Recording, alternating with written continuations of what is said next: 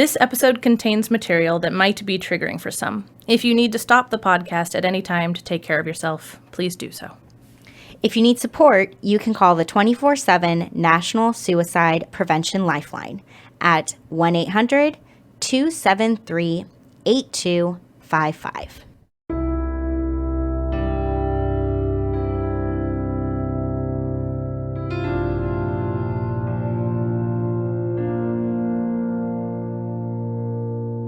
Dialectical behavior therapy was created in the 1980s by Marsha Linehan in Seattle, Washington. Today, DBT is taught all over the world. We're two therapists who believe everyone can benefit from DBT skills. I'm Kate. I'm Michelle. And this is DBT and Me. Hello, everyone. Hi, everybody. Welcome to Q&A number 42. I think Michelle gave me a little bit of a look last time when I just said that this was a special episode and you'd know what it was if you were the right kind of geek. So, or nerd or dork or whatever you want to call ourselves. So it's from Hitchhiker's Guide to the Galaxy, Michelle. Oh, okay. It is 42 is the answer to life, the universe, and everything. Oh, that feels like a lot of pressure going into this Q&A that we didn't have all the answers. So that's why I was thinking about it, is because of that. It's also one of the sweetest compliments Charlie ever gave me one time. He said he was angry at life, the universe, and everything. And I said, even me? And he said, no, you're 43. Oh, nice. Right. Sounds weird if you don't know what it's talking about, but if you do know, it's very sweet. So anyway, welcome to 42. Hopefully we have the answer to life, the universe, and everything today. And Michelle's going to start us off. So this one says, hi, everyone. I just started DBT, and I'm wondering if it's possible to mistake emotion mind for wise mind if you present as detached and dissociated with your emotions. I'm worried that I'm misinterpreting calm, shut down, and inaction for wise mind. Any thoughts or tips on how to get into wise mind from this state would be greatly appreciated. Thank you. Well, so I have my notes, and also listening to you say that, see here, I'm playing you from the last one. It makes me think of other things a little bit because, I don't know, when I think of detached, not like clinical dissociation, but if you're sort of rolling it into more like layman's term dissociation, that almost sounds more like reason mind descriptions than emotion mind anyway. That's what I was thinking. Not that actually matters too much. It's still an idea of can one mistake, either side, emotion or reason mind, for being wise mind? And I think the answer is abso-fucking-lutely. Totally, yes. But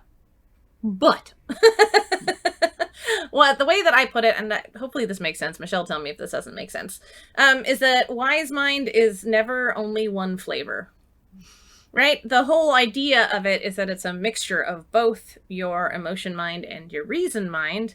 And so there's going to be some duality, some mixture, some complexity to being in a wise mind state, right? It's not just calm, right? You might be feeling calm when you're in it, but the calm itself isn't wise mind, right? That's just an emotional state you're in. So you could be calm in wise mind. You could also actually be pretty upset while accessing your wise mind, right? The actual emotional state you're in doesn't determine whether or not you're able to access your wise mind in that moment. The point is simply to add in both, right? Take some from your reason mind, take some from your emotion mind. The exact mixture is going to change depending on the situation and what it calls for. But if you are ever noticing that you're like, I am a thing, then you're probably not in your wise mind. That's a good hint, right? This listener also asked about how to get into wise mind from that state, which I think when I first read this, I missed the from that state bit. But I still think this could work. Michelle and I like to say, think of times in the past when you've made wise mind choices and see if you can really try and remember what that feels like, right? Do you remember what that felt like in your body? Do you remember I want to say in your emotions, but to an extent, like just the whole thing. What was the experience like? Where were you coming from? What did that feel like in your mind, in your body, in your emotions, just in your whole self? That's not necessarily a path to getting there, but I think that's another way to assess if you've gotten there. As to how to get there, I think my general, I don't know, suggestion for most people is just, all right, where are you mainly in this moment? Are you mainly in your emotion mind right now? Are you mainly in your reason mind right now? Then one good step, at least towards wise mind, and that doesn't necessarily guarantee that you're there, is to actively and intentionally pull in a little bit of the other side, right? And so for this person, if they are, again, I don't know, calm, shut down, and in action, again, sound to me maybe more like reason mind, right? So they may say to themselves, all right, I feel awfully detached right now. What might my emotional state be? Right? What's under here? Right? And getting curious and trying to sort out. And you're like, oh, maybe I'm feeling calm, or maybe I'm feeling angry or sad or scared or whatever. But just this idea of looking at where you are and trying to pull in a little bit of the other side is how I often think about the path from wherever one is into more of a wise mind space, right? Are you incorporating both of those things? So, yeah, if it's one flavor, you're probably not in wise mind.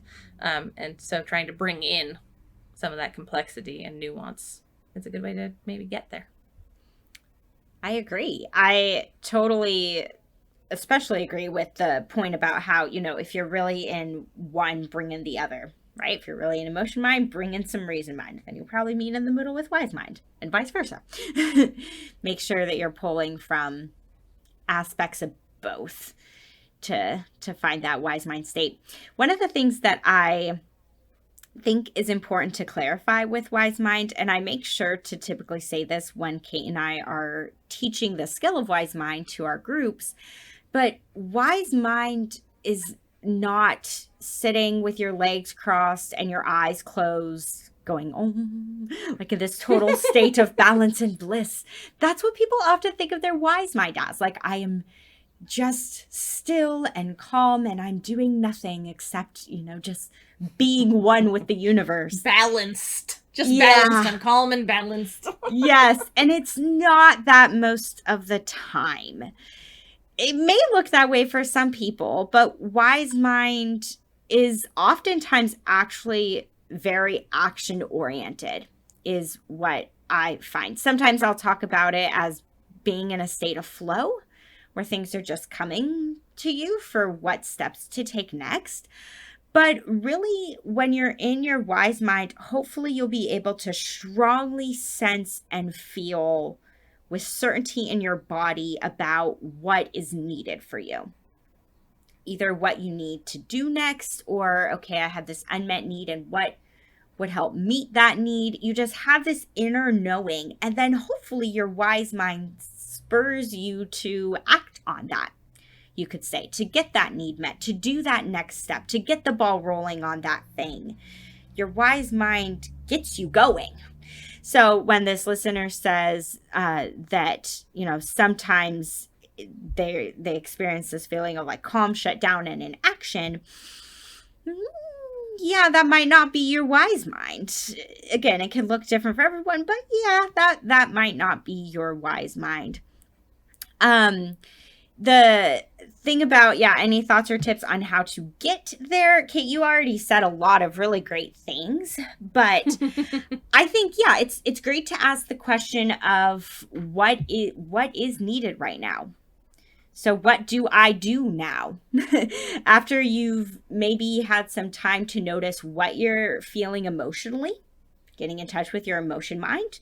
And you were also talking about this really nicely, Kate, right? Any emotion that you feel is okay. You can feel any emotion when you're in a wise mind state.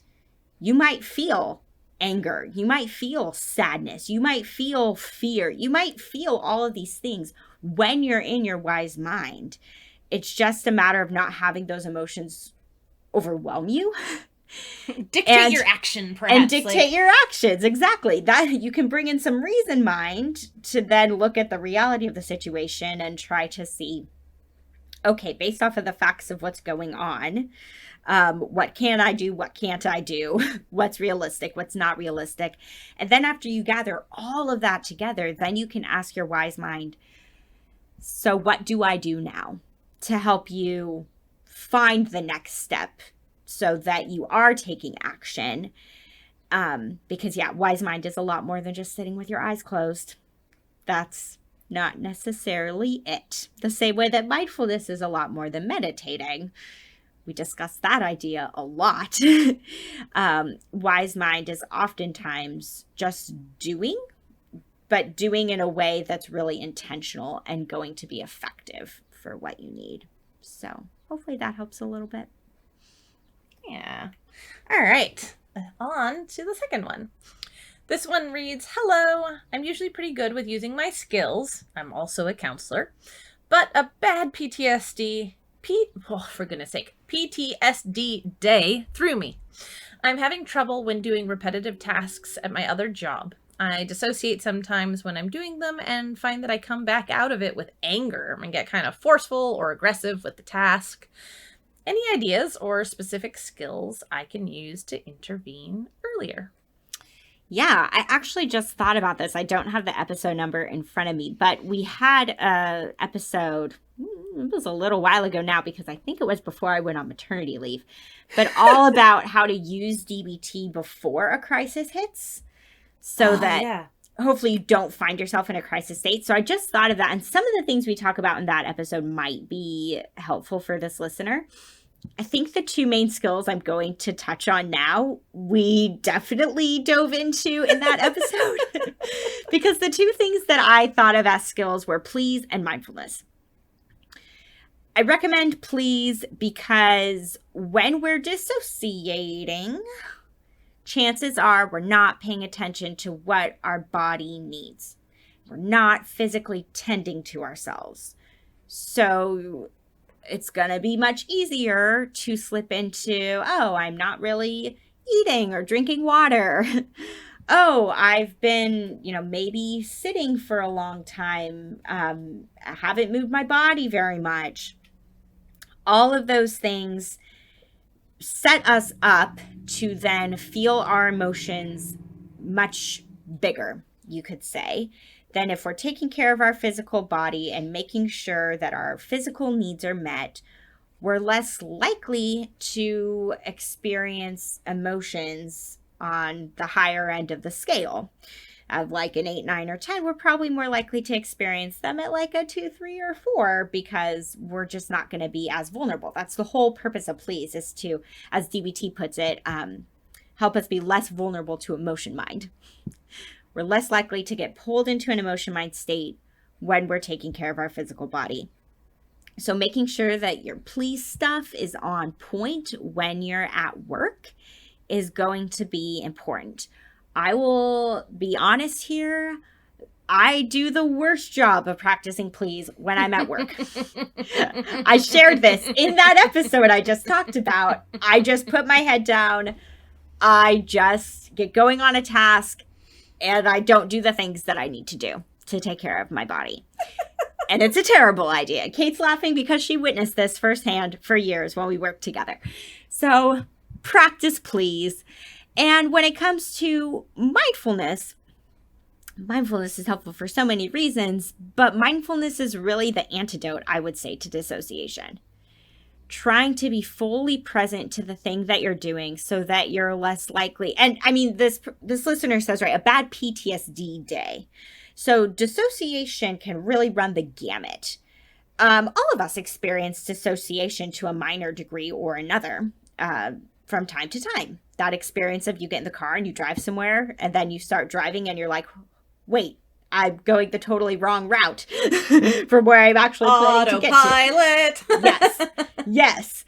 Or, you're in a conversation with someone and you're like, I don't know the last couple things they said, right? These are more minor dissociations. And then there's PTSD dissociation, which is where you can truly lose touch with where you are presently because you're having a flashback or things of that nature. So I don't know how extreme the dissociation is for this listener, but if it's just kind of, like you said, Kate, being on autopilot with some of the tasks that you're doing at work, if it's that kind of dissociation, mindfulness can really help, especially I think the describe part of mindfulness, to be putting words in your head to the task that you're doing, right? As you're typing an email, I am typing an email to so-and-so, blah, blah, blah. Like, just kind of narrate what you're doing, and that can really help you stay grounded. So that could be one strategy to try.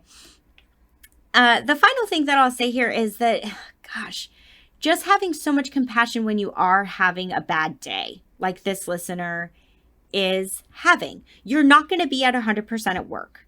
You're just not. You're going to be functioning much lower than 100%, maybe somewhere around like the 60% range.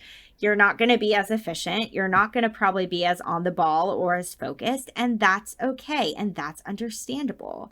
And while I think it is very important to have skills that you can turn to for future bad PTSD days, like, it's also really important to make sure that you're not just trying to completely stuff down and stifle what you're experiencing. I don't want your PTSD symptoms to overwhelm you, which symptoms of PTSD very easily can. But I also don't want it to be that you're trying to completely ignore them either. Because when we stifle things, they can backfire. And that also sounds like it's kind of what's happening here of, coming back with like a lot of anger and forcefulness and aggressiveness. And that can be a part of PTSD. And I think you're chuckling. One of the things I'm going to say. Yeah, I was just glancing at your notes. I was like, oh, shoot, am I doing that thing again when I start to say what Kate was planning to say? And I might be. I'll end it there. That was my final thought of like, just don't stifle and stuff things down too much. Yes. No, okay, absolutely. Now on to you. Well, so it's fun. I mean, I think our roles were a little reversed here because oftentimes you give great advice but don't necessarily touch on DBT That's skills. very true. But this time you hit on, realistically, probably the 2 DBT skills that I also would recommend. So I would just say with regards to, I think that this could be part of please, in a sense. This could also be just a time to utilize mindfulness. If you really find that the repetitiveness leads to maybe dissociation, maybe the dissociation leads to the PTSD stuff, right? We don't know quite which way the causal arrow is going. Take regular breaks. Like really, really. Either take literal breaks if you have a boss that might be understanding, or take subtle breaks, or that are perhaps not as easily noticed, right? But take regular breaks. Especially use these breaks to get grounded back into your body, right? So you might stop every 30 minutes, 15 minutes, 60 minutes, and just do a quick body scan meditation, right? Just check in with it. Be like, all right, feet, what's up? And trying to use certain techniques, right, of mindfulness or other things, right, to ground yourself and just really come back right into your body to fight with that dissociation, and also to break up the repetitiveness, right, is to take these regular breaks. The other thing that I was thinking of is maybe trying to actively engage with your anger every day. With this idea of when you stop being present and come back to being present, is like anger follows you back into being present, right? Which makes me wonder if maybe most of the time when you're present, you are, as Michelle was talking about, maybe you're stuffing, maybe you're stifling, right? Maybe you're like, anger, nope. And so it's like sees a crack, right? It sees its opening, and so it leaps out and follows you back when you've had these dissociative episodes.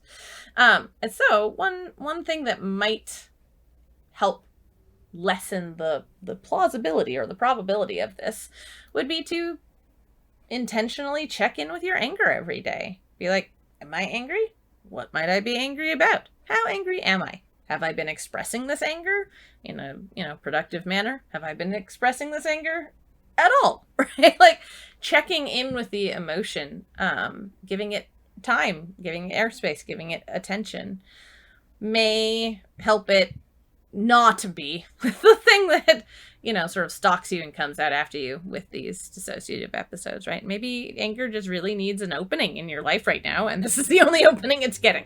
So yeah, not a lot on top of what you said, Michelle, but just just a sort of couple of tweaks in there, or ways of implementing perhaps some of the stuff that you were saying. Yeah, great. Okay, the next one says, oh, this one breaks my heart a little bit to read this one. It says, I'm really, really struggling to find love for myself. I had a good childhood, but I grew up in a very conservative LDS Mormon religious home, a religion I've since left a few years ago because of how damaging it was. And there was about 4 to 5 years in my last years living at home where I was abused mentally, emotionally, and physically by my mom. I was also diagnosed with BPD in early 2020, right before COVID hit.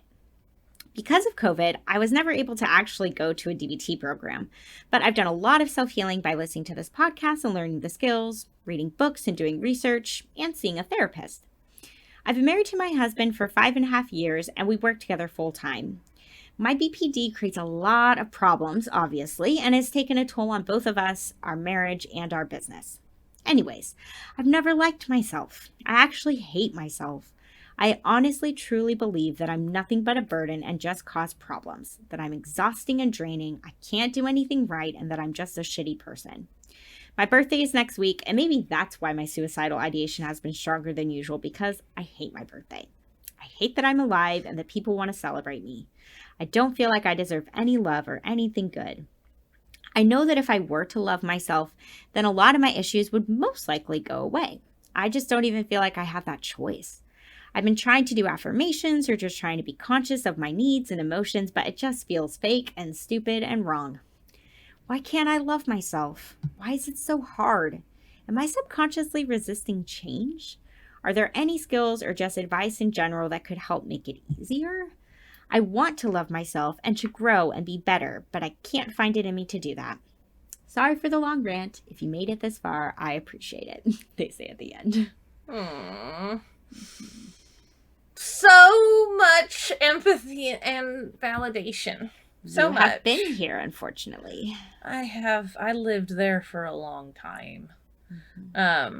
This person, the listener, uses the word burden, which I got there too, but my favorite one was blight. I thought I was a blight upon the earth. That was actually the words I used for myself a lot.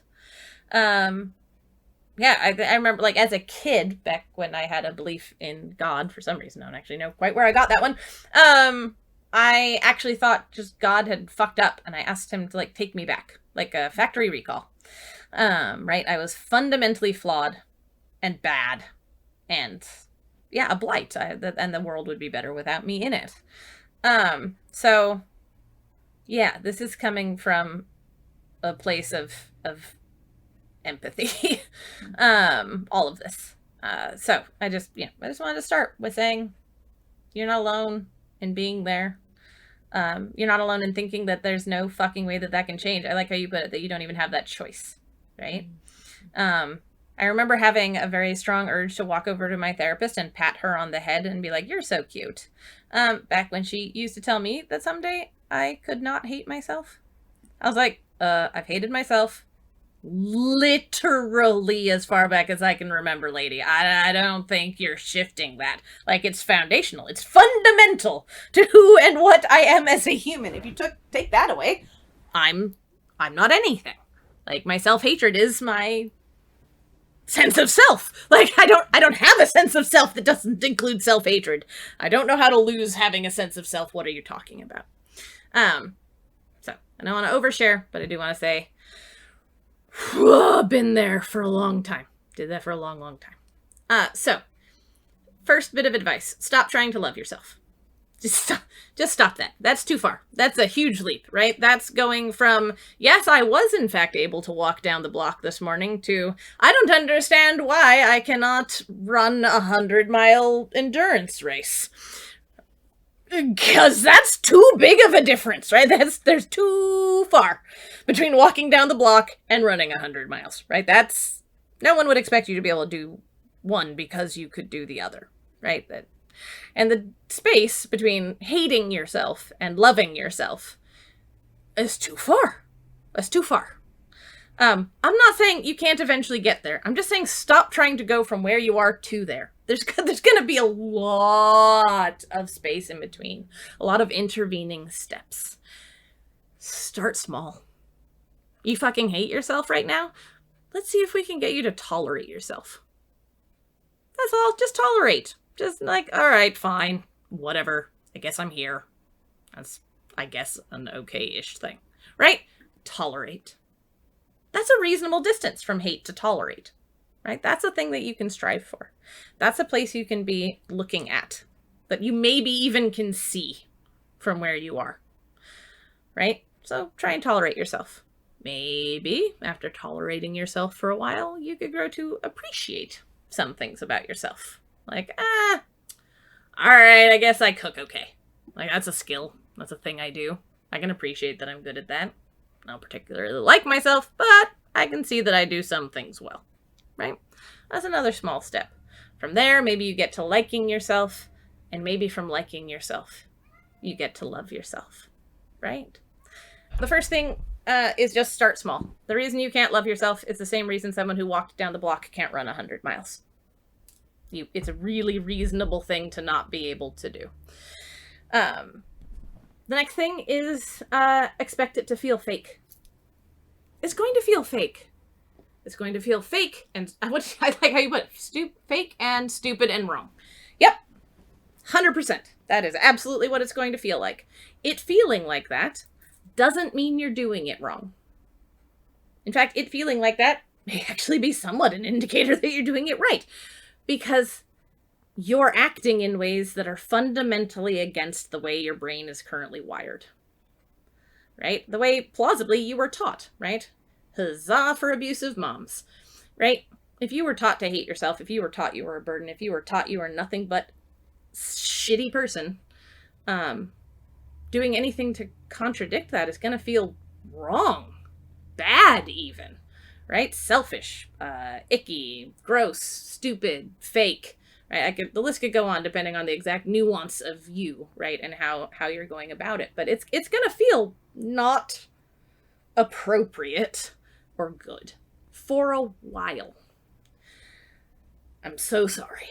Like that, it really sucks that it's gonna, like, it already sucks to hate yourself. To then feel weirdly shitty about trying not to hate yourself is just, it's a shit cherry on the shit cake.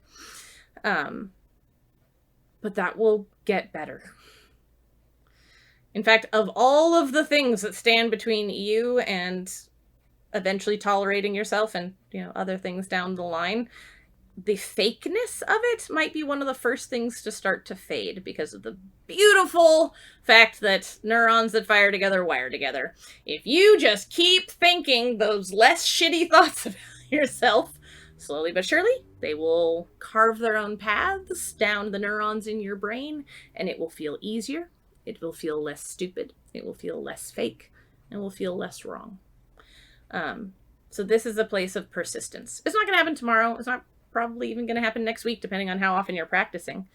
But keep at it, and remember that it feeling wrong doesn't mean it is wrong, and doesn't mean you're doing it wrong. I think some of these are probably out of the order that they might have best been presented in, but that's how I wrote my notes. So here we are. The next thing is, all right, this is a good sentence, might sound weird, but don't hate your hating. This is sort of like don't judge your judging. Exactly, same brain. All right, in mindfulness. Right? Yep, you hate yourself. This is an established fact. This is where we are, right? But you came in, it's not your fault that you hate yourself. Right? It's a real icky doubling down if you hate yourself for the fact that you can't stop hating yourself. Right? No good. That is not a step down the path towards tolerating yourself, right? You need to really abdicate responsibility for the fact that you hate yourself, because you didn't do this. This is not your fault. This was not your choice. This was not something, you didn't go into the menu of life and select, I think I shall hate myself abjectly. That sounds tasty. Let's order that one. Right? This isn't on you, right? We all come into this world, like, beautifully full of ourselves, right? This has been one of my favorite things about watching my nephews grow up, is that children that are being raised in a healthy and supportive environment and household, holy shit, they're close to narcissists as toddlers, right? They know they are all that in a bag of chips. And yes, I just dated myself. Right? They are aware of their amazingness, right? That's how we come in. We come in knowing we're fucking awesome. And then, our parents mostly support that, ideally. Just shave the rough edges off so we don't enter adulthood as arrogant assholes, right? That's all. They just shave a little bit of the pointiness off of the off of the self, the being full of themselves, to the point where it's just, solid self-confidence and self-esteem. If you'd had the right environment to be raised in, that's how you would be feeling about yourself right now. It's not your fault that you hate yourself. So see if you can let go of hating, right? Because you didn't do this. You didn't choose it. It's not your fault, right? And that might even be a little bit of a chink in the armor of the self-hatred to realize, this was done to me, not I'm doing this. Okay. Okay, so that's all the non-DBT, touchy-feely, Kate has a lot of empathy here, advice.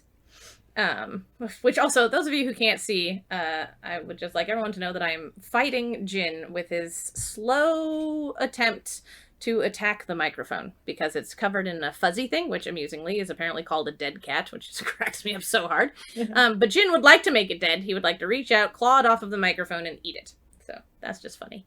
Yay, cats. So let's see. Mindfulness, right? Mindfulness of your emotions, mindfulness of where it's coming from, mindfulness of how that's impacting you, mindfulness of your body. In fact, mindfulness of your body can be a nice, edge into the tolerating and appreciating yourself, because it turns out most human bodies have a lot of things worth appreciating, right? Did you just taste something that tastes good? Thank you, body. Right? Did you just see something beautiful? Thanks, body. Right? Did you just enjoy the smell of a flower? Thanks, body. Right? If you can tune into your body, that's also a place to sometimes find appreciation, gratitude, tolerance, right? So, mindfulness. Please, because what good is an episode where we don't mention please 5 or 6 times? But, all right, I don't remember where in here, but somewhere in the email, it talks about that you're trying to be conscious of my needs and emotions, but it just feels fake. I don't know if you mean basic needs, but if you do, please is a good place to start. And if you can't find it in yourself to do it because you deserve it, or you need it, or you want it, or anything that is self-oriented because you hate yourself, see if you can't trick yourself into babysitting yourself. Be like, all right, it doesn't matter what I think about myself. If I were a babysitter to this human body, which you are, right? But if you were the babysitter, what would you make the babysat thing do? All right, well, I'd make sure it was fed regularly. I would make sure that it didn't spend all of its time staring at screens. I would have it move its body. I would make sure that it was showering regularly, right? There are certain things. Most of the things in Please are the things that babysitters make sure happen, right? That's one of the reasons that we hire them. Right? So, babysit yourself, and also self-soothe. And if you have a hard time knowing how to take care of yourself in that fashion, if you don't know what would be soothing to you because you hate yourself and you haven't really paid attention in that way, try and think, what do children like? What might soothe a child, right? And that can be a good way to start thinking about stuff that might work for self-soothing if you don't have the sense of your own wants, needs, desires, etc. that could support that. So, all right, I just talked forever. It's your turn, Michelle. I love it, though. I could keep listening to you talk about this all day, because I love that everything you're sharing, I know, comes from this really genuine, authentic place of how you have journeyed from being where this listener is to where you are today. So I could listen to it all day long. Which, by the way, just to own, I'm not at loving myself yet either. Since we're being really honest about stuff, I might have glimpses, moments, hours at a time where I get sort of close-ish to that. But I am solidly in liking myself, and that's pretty cool. Yeah, you're not running a marathon yet, but you're also not just I've got the 5K. I've got the 5K. Right? Yes. Yeah, there you go. Yeah. So, yes, I just wanted to also own that I have a journey that I've come down, but I don't have a pillar that I'm on. Mm-hmm. No pillars, no podiums. So, anyway, now your turn while I desperately try and make sure this cat doesn't destroy anything. Yeah, I don't have too much to say because Kate talked about all of this really well. But there's a thing that I share with my clients sometimes, and I think it could be helpful to share with this listener. So what I will talk about with my clients sometimes, and I talk about this example, you could say, in terms of all sorts of contexts. I talk about it in the context of how to make sure that we're not criticizing a partner, how to make sure that, we're not criticizing ourselves too much. But I think it really applies to what this listener said. So I'll explain it, and then I'll explain why I'm talking about it. But if you think about a young child, and when young children create art, they oftentimes know what they are wanting to draw, but the finished product does not sometimes look anything like what they meant to draw. And if you are the parent of a young child, you have likely had this experience where your child comes home from school, let's say, and they hold up a drawing and they go, "Look what I made." And let's say they say to you, "It's a cat." And you look at this drawing that they are thrusting in front of your face, and in your mind you think, that is not a cat. That is, you may have the thought of like, that is a terrible drawing. It is awful. But you see your child being so proud of themselves. They love this drawing that they just made.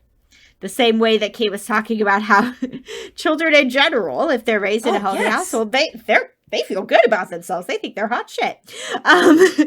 So your child is so proud of this drawing, and you know that they want you to be proud of them too.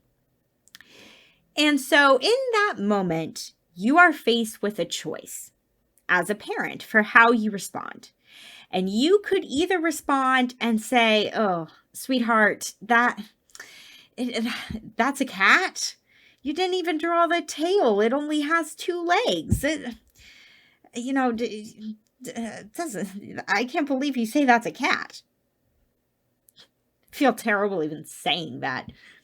You could respond like that, or you can respond and say, "Oh, that is a beautiful cat. You did such a good job. Where should we hang that up on the fridge?" You have a choice with how you respond to that child. And if we take that, and we apply it to ourselves, we are given a choice more than we realize, at least once a day, where we get to choose what we say to the other people around us, but also what we say to ourselves. And if you tend to take that approach with your self-talk of telling yourself, "Ugh, that doesn't look anything like a cat. Ugh, I'm so stupid. I can't do this," right? Versus telling yourself, "You know what? That looks all right. Like, I did a good job." Like, respond to yourself the way that a parent would hopefully respond to their child who's so proud of their artwork. That's what I want for you, to be able to respond to yourself. And like Kate said, is it gonna feel fake? Absolutely. That parent is faking it at that moment. And they say to that child, "Oh, it's a beautiful cat." It's not a beautiful cat, and we all know it. It's not. It's terrible. But they fake it. It's a terrible cat. But they fake it because they know that that is what their child needs. And they know that that's what's going to build up the relationship between them and their child. There's an expression out there of like, you can be right or you can be in relationship. That parent right there is choosing the relationship. If they were choosing to be right, they would just criticize the drawing and point out all its flaws. But they're choosing the relationship with their child. So I want you to choose the relationship with yourself. That's hard to do. So you can think of it almost like you're changing the channel in your brain. If you just really start noticing that what's going through your mind is all of the reasons why you're terrible and why you're a burden and all of these things, make a conscious choice to change the channel. And as Kate was saying, as fake as it may feel, try to rephrase it to something else. Try to validate yourself. Try to praise what you're doing, even if you're not doing it well. Try anyways and see how that feels. So that's what I want to share with that one. All right. Well, last one says, asking for advice on skills to use. I am on vacation with 2, will soon be 3, very smart, confident, extroverted individuals, and I am all kinds of triggered, as I knew I would be, but for some reason, I didn't prepare much. Lol. I'm trying to be present and mindful of the moment, take time to myself when needed, and be a loving parent to myself. I'm most triggered by certain activities they want to do. My past experiences when trying new things have often been humiliation and disaster. So my brain tries to keep me safe by not doing new things. Mm-hmm. Yes. Sorry for stumbling over that like 6 times. Oh, it's all good. It's all good. Well, Kate's going to dive into the DBT skills here. We're going to revert to our normal rules of I talk about all the non-DBT things and Kate talks about great DBT things to use in this situation. But I just want to start by saying this is so natural and normal. I am an introvert myself, and Lord knows that I would probably feel this exact same way if I was in this listener's shoes. Here's the good news. This listener's doing a pretty great job, if I do say so myself. I guess the one DBT skill I will sprinkle in here, because they talk about basically feeling challenged by maybe trying some new things that are outside their comfort zone. And that's a great time for opposite action. Great time to practice opposite action. If you check the facts and you realize, oh, this thing that they want to do, even though I feel uncomfortable with it and I've never done it before and I'm a little scared of it, that doesn't mean it's actually scary. So I guess I'll do it. Opposite action could be great for that piece of things, but I really like everything this listener says about being present and mindful, taking time to themselves when needed, and trying to lovingly parent themselves, much like how we were talking about in the last one. Yes. All of that is fantastic. Also touching on that piece still about the, my past experiences when trying new things have often been humiliation and disaster. So my brain tries to keep me safe by not doing new things, as they say.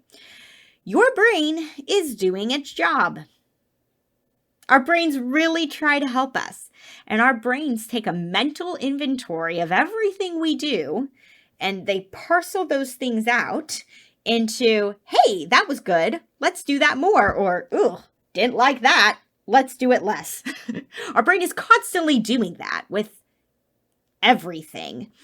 And so, yeah, if you've had past experiences where you've been humiliated and it hasn't gone very well, that's what your brain's going to do.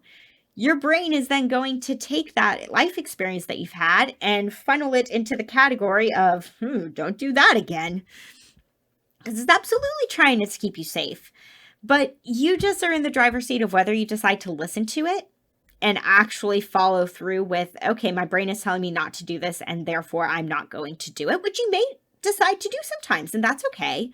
Or taking that opposite action route, like I was saying, and deciding to make a different choice and to consciously take a chance, even if it's scary to do that, to say, you know what, even though I may have had a negative experience with this in the past, I'm going to try this again and see if I can have a different experience now.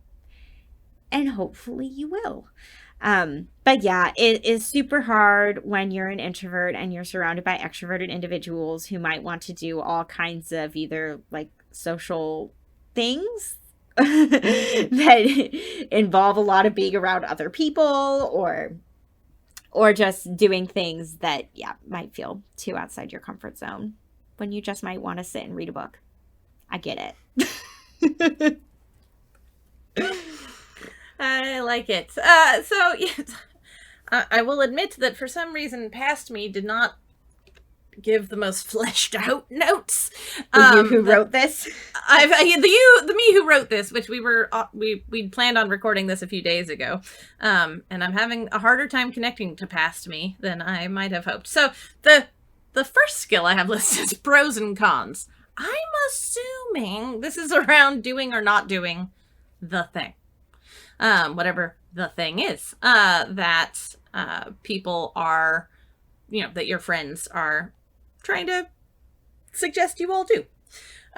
One of the reasons to do this is because while thinking of the cons, you're probably going to notice if a bunch of the stuff that your brain is coming up with is like super irrational or super like just emotion mind driven and not really connected necessarily to what you can see as real potential negative consequences for doing the thing. So I know this isn't, most of the time pros and cons are about something you want to do and trying to decide if it's a good idea to do it or not. But I suspect it could be used just as well for something you don't want to do, to check and see if, that's just your emotion mind running away with you or not. Along the same lines, I have check the facts, right? So when you get super panicky or flooded or, just like your brain is noping out of something, that might be an opportunity to do check the facts. I do know that going through the whole rigmarole process of check the facts is often not accessible in moments like that, which case I would point you at my sort of, shortcut for check the facts, which is just, what do I actually know? And that might be something like, my friends are asking me to do this thing. That's it. That's what I actually know. All right. Well, is my fear, seem to meet match the facts? No. What's the phrase, Michelle? Fit the facts. Fit. Thank you. Yeah. I'm like, match the facts. Be the same as the facts. Well, I'm like, what the heck? Word. Fit the facts. Yes. It's alliterative. I had to have remembered that. Right. And last but not least, whatever you do or don't do, I have down here just to practice give with yourself. Right? It sounds like you're trying to do that already, talking about being a loving parent to yourself, which I absolutely love. But just to double down on that, to remember to give to yourself as well. Lovely. Here you go. I'm going to say it. So, yeah. Good note to end on. Okay, so if you have a question for us, email us at dbtmepodcast@gmail.com or post about it in the Facebook group like I believe most, if not all of these listeners did for this particular Q&A. We would love to hear from you and be here to support you. And that's that. That's that. All right. Talk to you next time, everyone. Thanks, everybody. To learn more about us and the DBT skills we're teaching each week, join our Facebook group. Simply log in to your Facebook profile and search